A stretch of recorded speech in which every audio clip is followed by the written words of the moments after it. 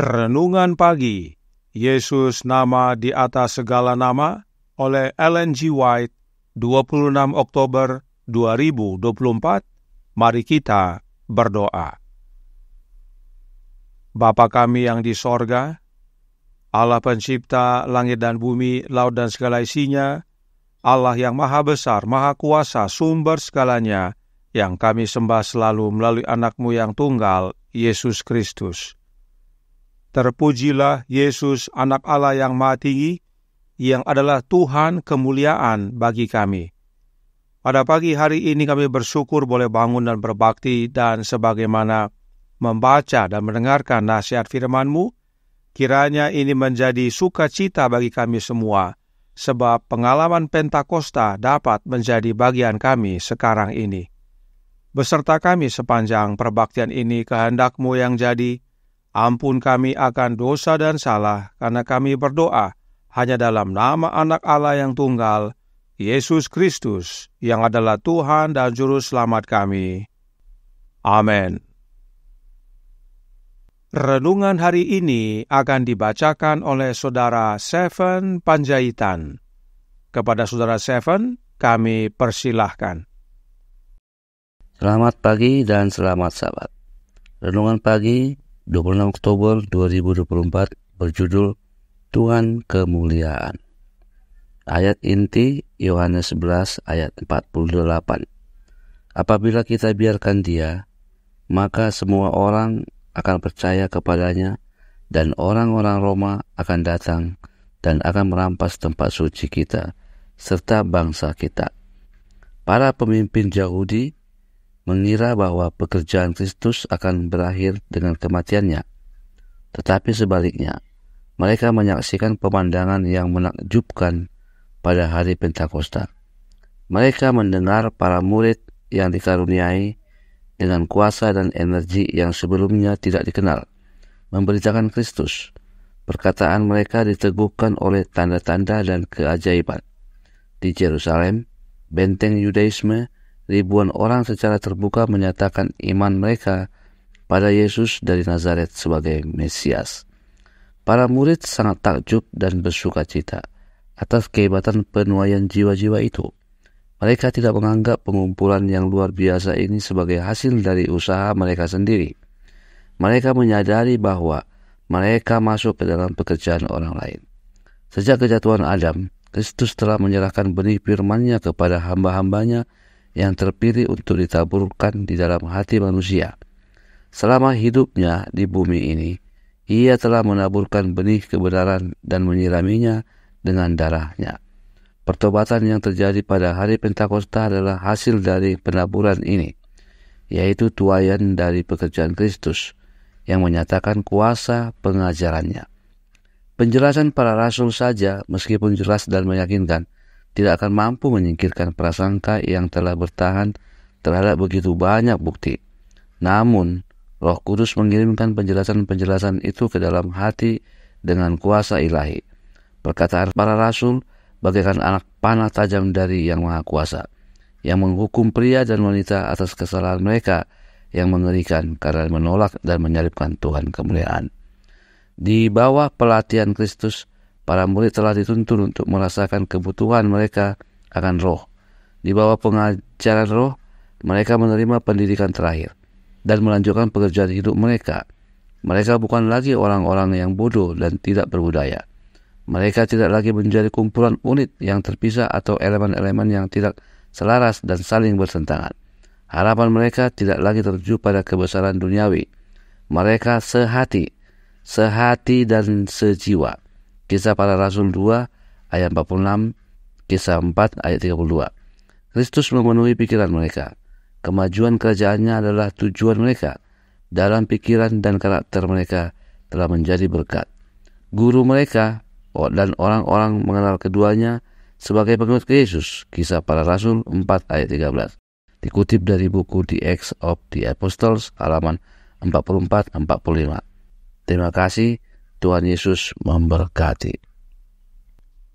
Terima kasih atas penata layanan Saudara Seven. Tuhan Yesus memberkati. Selamat pagi saudaraku dalam Tuhan. Selamat Sabat. Nah, ada lagi nih yang masih terjadi sampai sekarang. Apakah itu? Mari kita baca kembali kutipan dari renungan pagi hari ini yang terdapat dalam Jesus Name Above All Names, halaman 315, paragraf 2. Para pemimpin Yahudi mengira bahwa pekerjaan Kristus akan berakhir dengan kematiannya. Tetapi sebaliknya, mereka menyaksikan pemandangan yang menakjubkan pada hari Pentakosta. Mereka mendengar para murid yang dikaruniai dengan kuasa dan energi yang sebelumnya tidak dikenal memberitakan Kristus. Perkataan mereka diteguhkan oleh tanda-tanda dan keajaiban. Di Yerusalem, benteng Yudaisme, ribuan orang secara terbuka menyatakan iman mereka kepada Yesus dari Nazaret sebagai Mesias. Dan keajaiban terbesar adalah ribuan orang bertobat dan dibaptiskan dalam nama Yesus Kristus. Mereka kira dengan kematian Yesus, maka pekabaran tentang Yesus akan turut mati. Oh tidak, malah semakin meluas sampai kepada orang-orang non-Yahudi. Nah, hal ini terjadi pada hari Pentakosta. Apakah kecurahan Roh Kudus pada hari Pentakosta dapat menjadi bagian kita sekarang ini? Oh, sudah tentu. The Acts of the Apostles, halaman 49, paragraf 2, berkata, janji Roh Kudus tidak terbatas pada satu zaman atau bangsa. Kristus menyatakan bahwa pengaruh ilahi dari Roh-Nya harus menyertai para pengikutnya sampai kesudahan. Sejak hari Pentakosta sampai sekarang, penghibur itu telah dikirim kepada semua orang yang menyerahkan diri mereka kepada Tuhan dan kepada pekerjaannya. Jelas bahwa kecurahan Roh Kudus pada hari Pentakosta dapat menjadi bagian kita sekarang. Dan Roh Kudus yang dimaksudkan adalah Roh-Nya Yesus yang disebut penghibur. Dan Roh-Nya Yesus tersebut diberikan kepada setiap zaman atau bangsa. Itu bisa jadi bagian kita sekarang. Minta, maka kamu akan menerima. Kita akan mengalami pengalaman Pentakosta. Perhatikan apa yang dilakukan oleh para murid sebelum menerima kecurahan Roh Kudus agar menjadi teladan bagi kita. The Acts of the Apostles, halaman 36, paragraf 1, berkata, sementara para murid menunggu penggenapan janji itu, mereka merendahkan hati mereka dalam pertobatan sejati dan mengakui ketidakpercayaan mereka. Sementara mereka mengingat kembali kata-kata yang telah diucapkan Kristus kepada mereka sebelum kematiannya, mereka memahami maknanya sepenuhnya. Kebenaran-kebenaran yang telah berlalu dari ingatan mereka dibawa kembali ke dalam pikiran mereka dan mereka mengulanginya kepada satu sama lain. Kemudian dalam halaman 37 paragraf 1 dikatakan, para murid berdoa dengan sungguh-sungguh agar mereka dapat bertemu dengan orang lain, dan dalam pergaulan sehari-hari mereka dapat mengucapkan kata-kata yang akan menuntun orang berdosa kepada Kristus. Dengan menyingkirkan semua perbedaan, semua keinginan untuk menjadi yang terdepan, mereka menjadi erat dalam persekutuan Kristen. Inilah pengalaman para murid, yang seharusnya menjadi pengalaman kita juga. Sebelum menerima kecurahan, perlu persiapan hati. Inilah pentingnya persekutuan dalam doa. Perhatikan, The Acts of the Apostles, halaman 37, paragraf 2, menyatakan, hari-hari persiapan ini adalah hari-hari penyelidikan hati yang mendalam. Para murid merasakan kebutuhan rohani mereka dan berseru kepada Tuhan, memohon urapan suci yang akan mempersiapkan mereka untuk pekerjaan penyelamatan jiwa. Mereka tidak hanya meminta berkat bagi diri mereka sendiri. Mereka dibebani dengan beban keselamatan jiwa. Mereka menyadari bahwa Injil harus disebarkan ke seluruh dunia, dan mereka menuntut kuasa yang telah dijanjikan Kristus. Kuasa apa yang dimaksudkan? Kuasa yang adalah Roh Kudus, sebagaimana yang Yesus telah janjikan. Dan untuk itu mereka selidiki hati yang mendalam, agar hati mereka siap untuk menerima kecurahan Roh Kudus yang adalah Roh Kristus. Apakah hasilnya? Jesus name above all names, halaman 315 paragraf 5 berkata, di bawah pelatihan Kristus, para murid telah dituntun untuk merasakan kebutuhan mereka akan roh. Di bawah pengajaran roh, mereka menerima pendidikan terakhir dan melanjutkan pekerjaan hidup mereka. Mereka bukan lagi orang-orang yang bodoh dan tidak berbudaya. Mereka tidak lagi menjadi kumpulan unit yang terpisah atau elemen-elemen yang tidak selaras dan saling bertentangan. Harapan mereka tidak lagi tertuju pada kebesaran duniawi. Mereka sehati dan sejiwa. Kisah Para Rasul 2 ayat 46 dan Kisah Para Rasul 4 ayat 32. Kristus memenuhi pikiran mereka. Kemajuan kerajaannya adalah tujuan mereka. Dalam pikiran dan karakter mereka telah menjadi seperti guru mereka, dan orang-orang mengenal keduanya sebagai pengikut Yesus. Kisah Para Rasul 4 ayat 13. Inilah hasilnya, saudaraku dalam Tuhan. Perhatikan, yang melatih mereka adalah Yesus. Bagaimana caranya? Caranya yaitu oleh kehadiran Roh-Nya Yesus. Sebab ingat, Roh-Nya Yesuslah yang kompeten untuk mengajar. Kemudian, yang memenuhi pikiran mereka adalah Yesus. Mereka menjadi seperti Yesus dalam pikiran dan karakter. Inilah pentingnya menerima Tuhan kemuliaan yang adalah Yesus Kristus dalam hidup kita oleh kehadiran Roh-Nya.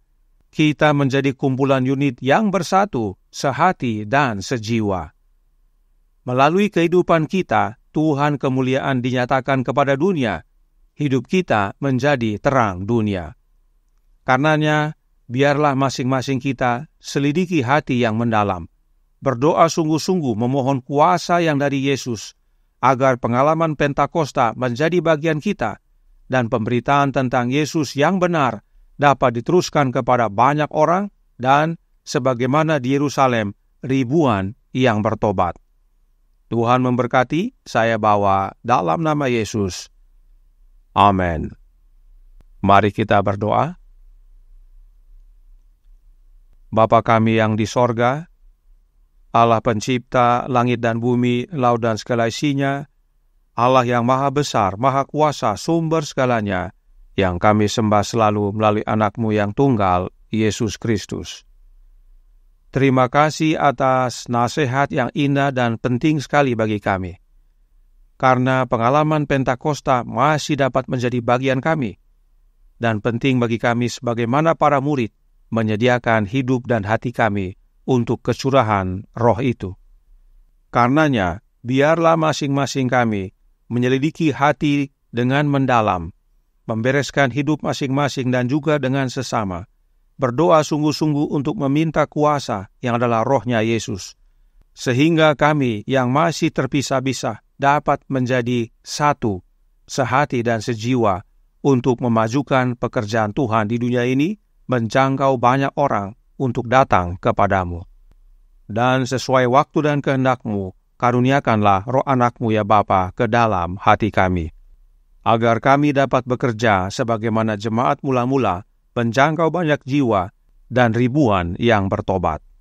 Beserta kami sepanjang hari ini kehendak-Mu yang jadi, ampun kami akan dosa dan salah, karena kami berdoa hanya dalam nama Anak Allah yang tunggal, Yesus Kristus, yang adalah Tuhan dan Juru Selamat kami. Amin.